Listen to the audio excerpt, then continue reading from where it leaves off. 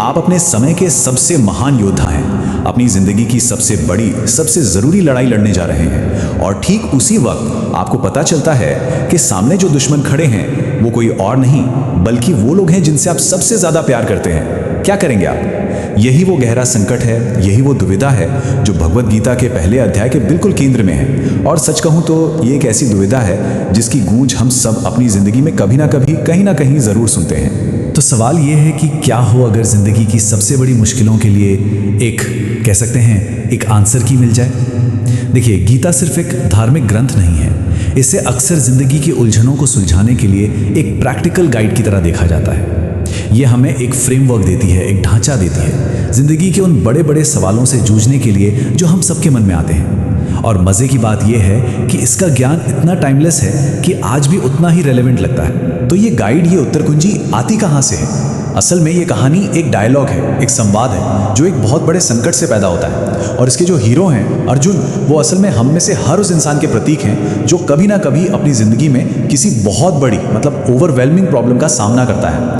अर्जुन के मन में जो भी शक हैं, जो डर है, वो सब कुछ उन चुनौतियों का आईना है जिनसे हम सब गुजर। तो चलिए सीन सेट करते हैं। आखिर ये गहरा संवाद शुरू कहाँ से होता है? इसकी शुरुआत होती है कुरुक्षेत्र के मैदान जंग से। माहौल एकदम तनाव भरा है। एक ही महान परिवार की दो सेनाएं, एक तरफ कौरव और दूसरी तरफ पांडव, एक भयंकर विनाशकारी युद्ध के लिए बिल्कुल आमने सामने खड़ी हैं। अब यहाँ एक बहुत दिलचस्प बात होती है। अभी एक भी तीर नहीं चला है और उससे पहले ही कौरव राजकुमार दुर्योधन सामने वाली सेना का जायजा लेता है। वो एक एक करके उनके सबसे बड़े योद्धाओं को गिनता है। भीम, अर्जुन, द्रुपद, विराट। मतलब ये एक तरह का क्लासिक रिस्क असेसमेंट है जो किसी भी बड़े मुकाबले से पहले किया जाता है। ये दिखाता है कि उस प्राचीन युद्ध में भी स्ट्रैटेजी कितनी जरूरी थी। तो सेनाओं का जायजा तो हो गया, लेकिन असल लड़ाई शुरू होने से ठीक पहले एक और युद्ध शुरू होता है, एक साइकोलॉजिकल वॉर। दोनों ही पक्ष एक तरह की रस्म में शामिल होते हैं जिसका एक ही मकसद है, अपनी सेना का जोश बढ़ाना और दुश्मन के दिल में डर पैदा करना। और यह होता कैसे है? युद्ध की ध्वनि से। सबसे पहले कौरवों की तरफ से एक गर्जना होती है। महान योद्धा भीष्म अपना शंख बजाते हैं ये बताने के लिए कि हम तैयार हैं। फिर जवाब आता है पांडवों की तरफ से। कृष्ण और अर्जुन अपने दिव्य शंखों से जवाब देते हैं, मानो कह रहे हों हम भी पूरी तरह तैयार हैं। और इसके बाद बस एक गगनभेदी गूंज उठती है। पूरी युद्ध भूमि दोनों सेनाओं के शंखनाद से कांप उठती है। ये सिर्फ शोर नहीं था, ये जानबूझकर टेंशन को पीक पर ले जाने का एक तरीका था। हर कोई अपने आत्मविश्वास का ऐलान कर रहा था। और जानते हैं, ये जो अपना शंख बजाने की बात है, ये आज भी कितनी सच है। जरा सोचिए, किसी बड़े इंटरव्यू, किसी एग्जाम या किसी जरूरी मीटिंग से पहले हम क्या करते हैं? कोई मोटिवेशनल गाना सुनता है, कोई अपने मेंटर या माता पिता का आशीर्वाद लेता है, कोई खुद से अच्छी बातें बोलता है, या फिर बस कुछ पल शांति से ध्यान लगाता है। ये सब क्या है? ये सब हमारा अपना अपना शंख बजाने का तरीका ही तो है। हम सब किसी ना किसी तरह खुद को उस बड़ी चुनौती के लिए तैयार करते ही हैं। तो माहौल एकदम तैयार है, जोश चरम पर है, और ठीक इसी पल कहानी एक ऐसा मोड़ लेती है जहां से सब कुछ बदल जाता है। हमारे नायक अर्जुन अपने सारथी भगवान कृष्ण से एक बहुत ही जरूरी अनुरोध करते हैं। अर्जुन कहते हैं, हे कृष्ण, मेरे रथ को दोनों सेनाओं के ठीक बीच में ले चलिए ताकि मैं देख सकूं कि यहाँ कौन कौन युद्ध के लिए खड़े हैं। मतलब अर्जुन अपने दुश्मनों को करीब से साफ साफ देखना चाहते थे। वो समझना चाहते थे कि आखिर वो लड़ने किससे जा रहे हैं। ये सच का सामना करने की एक गुजारिश थी। और जब रथ बीच में पहुंचता है तो जो सच अर्जुन के सामने आता है वो दिल दहला देने वाला है।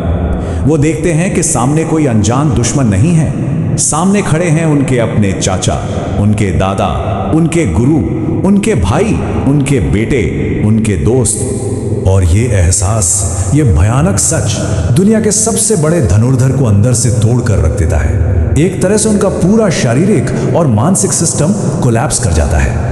यहीं से पहले अध्याय की शुरुआत होती है, जिसे अर्जुन विषाद योग भी कहते हैं, यानी अर्जुन के दुख का अध्याय। और देखिए कि ये दुख उनके शरीर पर कैसे असर करता है। वो कहते हैं, मेरे हाथ पैर कांप रहे हैं, मेरा मुंह सूखा जा रहा है, मेरा पूरा शरीर कांप रहा है और रोंगटे खड़े हो गए हैं, मेरा गांडीव धनुष हाथ से फिसल रहा है, मेरा मन घूम रहा है और मुझसे खड़ा भी नहीं हुआ जा रहा है।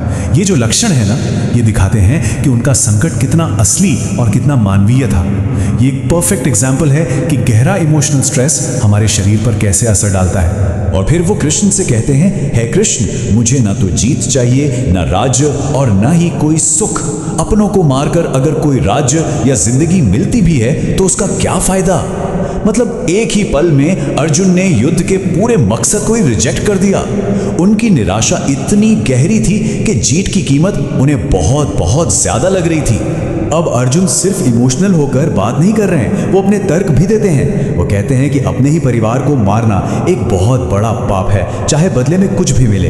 इससे परिवार खत्म हो जाएंगे, जो समाज की नींव होते हैं। और जब परिवार टूटते हैं तो समाज में अराजकता फैलती है, परंपराएं खत्म हो जाती हैं। और सबसे बड़ी बात, अपने ही लोगों की लाशों पर मिली जीत में कोई खुशी कैसे मना सकता है।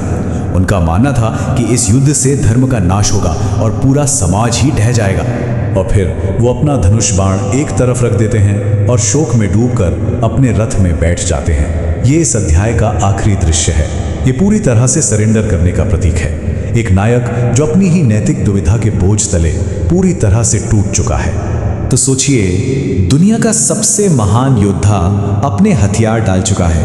अब क्या होगा?